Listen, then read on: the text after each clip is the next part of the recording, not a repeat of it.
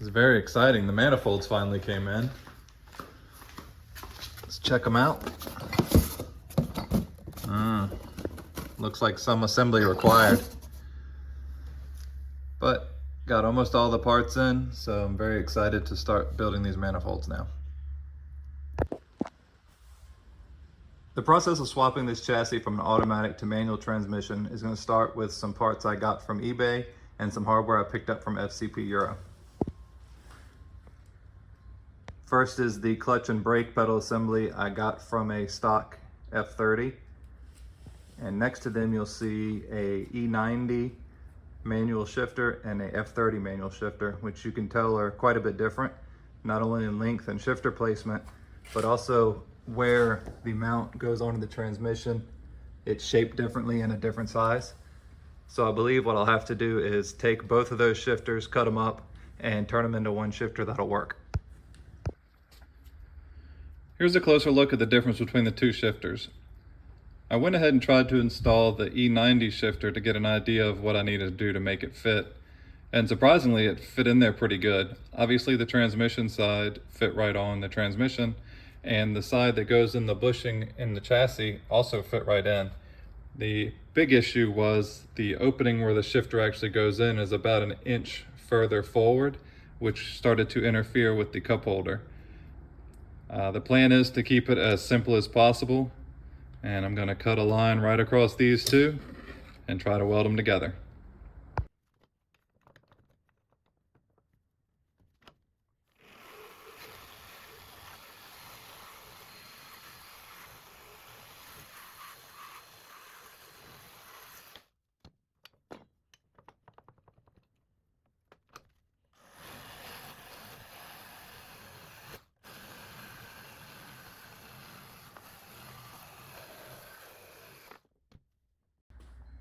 Now that the two shifters are cut in half, I use the F30 rear section and the E90 front section, tacked them together with some big ugly welds so that I can throw it in there and test fit and make sure everything fits like it should.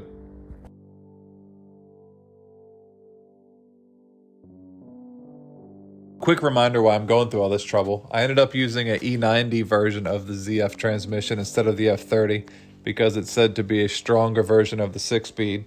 If you wanted to use a 6-speed out of an F30, you could just use all these stock F30 parts and not have to go through any of this trouble. But I decided that it was going to be worth it to use the stronger transmission, so I'm having to put a little extra effort in to make all the parts work together.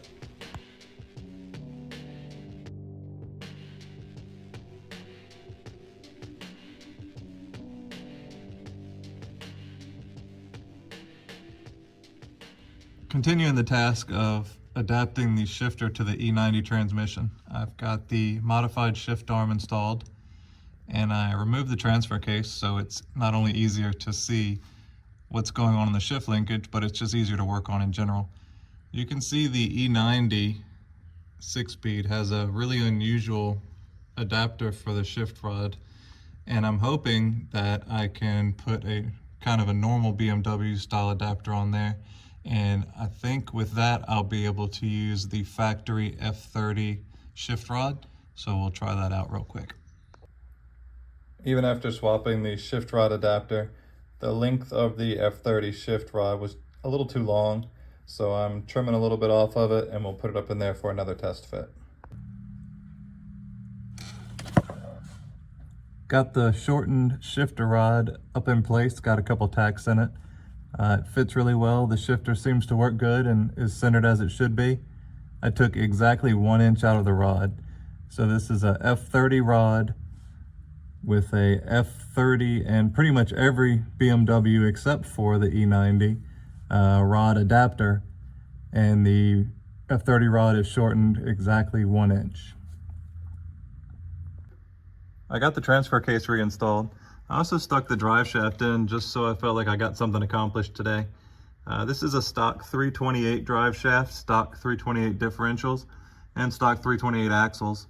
I'm not sure what the outcome of that recipe is going to be, but the good thing about these cars is there's plenty of upgrades as far as even factory stuff, just going to 335 or 340 parts. possibly M3 parts if necessary. But I'm hoping, assuming I can get the all-wheel drive system to work, it should be pretty easy on some of the driveline components, since you're not relying completely on, just the rear axles or just the rear drive shaft.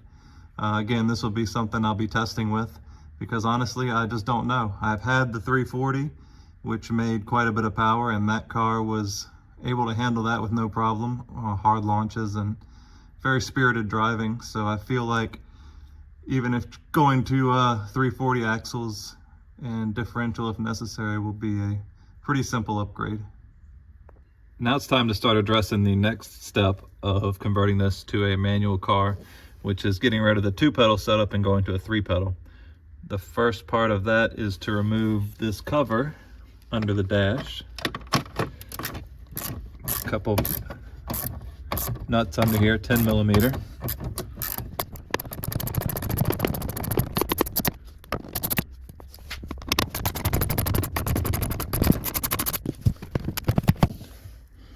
Unclip the bottom of the dashboard here.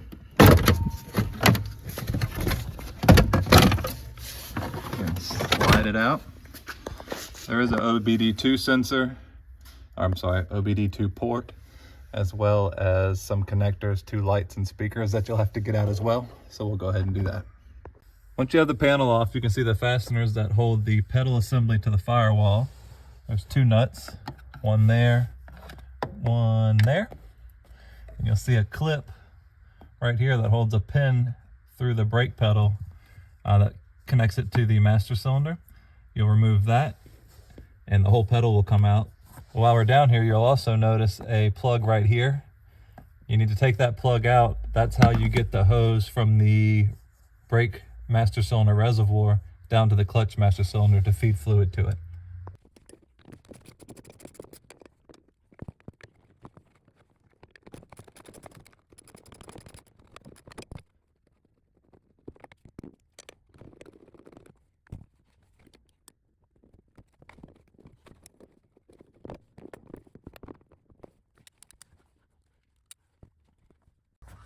Once I got the fasteners loose on the pedal assembly, I did find there's another piece of hardware up on the top, 10 millimeter. You'll need to remove that as well.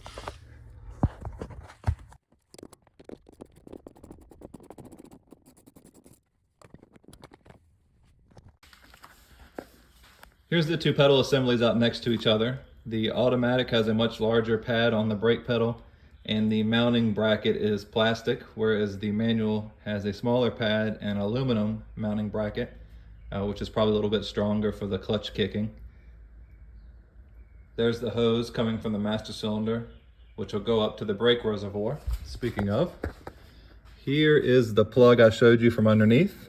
We'll pop that out, and that'll allow the hose to come through from the master cylinder and connect to this plug on the brake master cylinder. We'll just take that cap off, hook it on there, and that will supply the fluid to the clutch master cylinder. I'm going to take the plug and just cut a hole in it so the hose can go through it. That way we'll put the plug back in and it'll keep the line from chafing on the firewall. And here's the manual clutch pedal assembly installed. We do need to get a clutch line that will go from the back of the master cylinder. It'll go underneath the carpet and out of a hole in the trans tunnel that goes over to the slave cylinder on the transmission. So that's my next step for the manual swap.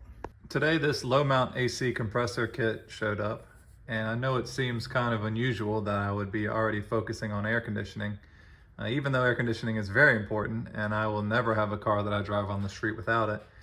But it was kind of a necessity to get it early on this one, because building the exhaust manifold where the turbo mounts very much relies on the space I have around the AC compressor. So we'll throw this in there and see what kind of space we've got. Got the AC compressor mounted in place. It's a Dirty Dingo low mount kit for the LS motor. And I maybe could have used a stock Camaro compressor, but they're a little bit bigger and it's very tight around the turbo exhaust manifold area. So I was scared to go with the full size and decided to try this little one out for size. And The bracket holding the turbo is not going to stay. That's just for mock-up purposes, to see the clearance I have so I can make manifolds. And also some people have made comments about the engine being dirty and rusty. This motor will be fully taken apart, rebuilt, and look like new when it does go in. So you can see the kind of space we have here to build the manifold. I've stuck the 90-degree pipe on the turbo inlet to give me an idea of where everything fits. There's plenty of room between that and the compressor, which was the main concern. That's why I ordered the compressor, to see if I had enough room, and also so I could mock up wastegate, which is going to be tight right there with the compressor as well. Waiting on a few more components coming for the exhaust, then we'll get to work on that. I've spent a bunch of time trying to decide what to do with the manifolds on this car. I've built a couple turbo LS cars, and I built manifolds for those. And I've kind of gone back both times to a log style manifold. One of them was maybe a little more intricate than the other. The first set I made was very simple, but worked great. That car made 850 something horsepower at the tires. And really the only back pressure in the system was just the turbo. The exhaust manifolds were fine at that level. The second set I made flowed much better, and that car was capable of quite a bit more power until its untimely demise. So this one, I really wanted to do a tubular manifold on both sides, and I could if I wasn't worried about routing the exhaust out of under the hood. A lot of people are doing hood exits and fender exits, and it's just not my style. I want a full exhaust. I want it to go all the way out the back. It's going to be a 4 or 3.5 inch downpipe, which is going to take up a lot of room on the passenger side of the head, and I don't have a lot of room over there, so I can't make a really big, nice looking tubular manifold. So that side's probably going to be a log for the most part. I'm going to try to make it a little nicer and maybe a little more intricate than just a regular straight log manifold. But this side I have room, so I think I'm going to make this one look a little nicer and try to build a more tubular setup for it. And the other thing that I had to decide was where to cross over. Being the single turbo, you got to get exhaust from the driver's side head over to the other side to go into the turbo with the passenger side manifold.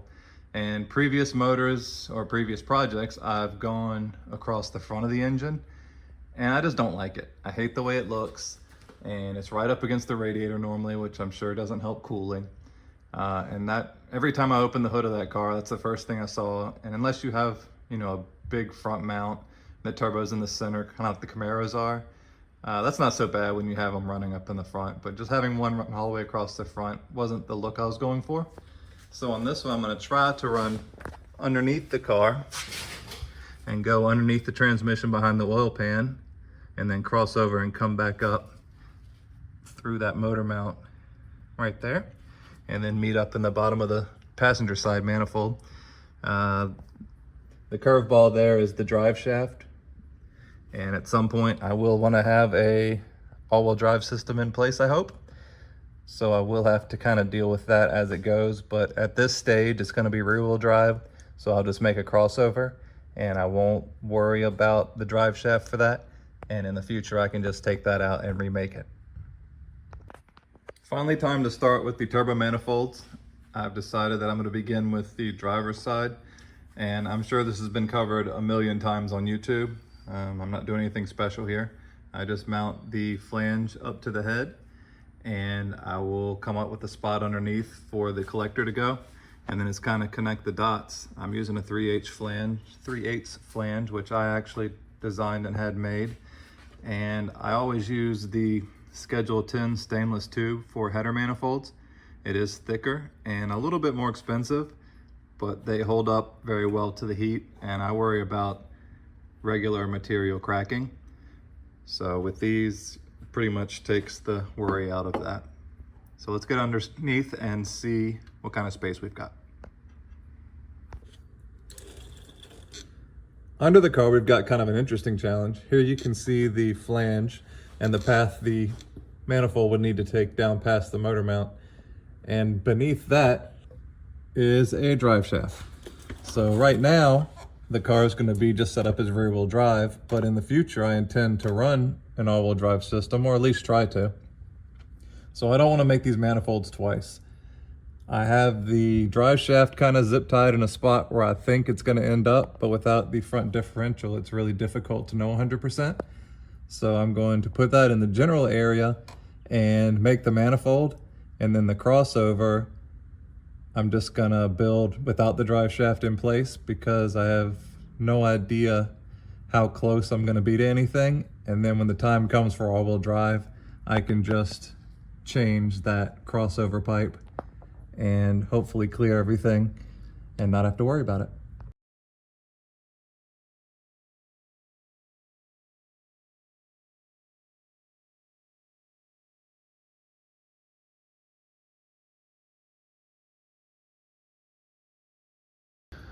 All right, here's the new manifold I'm working on. Still needs to be welded together fully, but just doing a test fit to make sure it looks right, make sure it clears the steering, clears the motor mount, no problem. I think this is where we'll leave this video off. Next video, we'll pick up making the manifold for the other side and doing a little work on the car itself. See you next time.